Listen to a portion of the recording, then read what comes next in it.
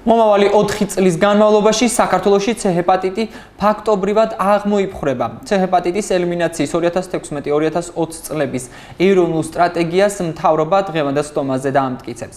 საქართველოს პრემიერ-მინისტრის შეფასებით საამაყუარო გასული პერიოდის განმავლობაში ათასობით ადამიანის სიცოცხლის გადარჩენა და ათასობით ოჯახის სიღატაკისაგან ხსნა მოხერხდა.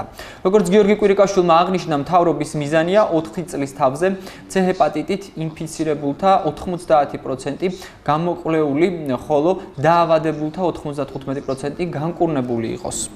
ჩვენ ამ 4 წლის თავზე მიზნად გვაქვს დასახული, რომ ინფიცირებულების 90% უნდა ყავდეს გამოკვლეული უკვე, ხოლო დაავადებულთა 95% უნდა ყავდეს განკურნებული. ეს არის ძალიან მნიშვნელოვანი ამოცანა. ამ პროგრამაზე სახელმწიფო ბიუჯეტიდან იხარჯება 57 მილიონი ლარი, მთლიანად ბიუჯეტიდან 116 მილიონი ლარია, საიდანაც სახელმწიფო ხარჯავს 57 მილიონ ლარს, ხოლო მთლიანად პროგრამის ფარგლებში სახელმწიფო მიიღებს უსასყიდლოდ 15 მილიარდი დოლარის ღირებულების მედიკამენტებს.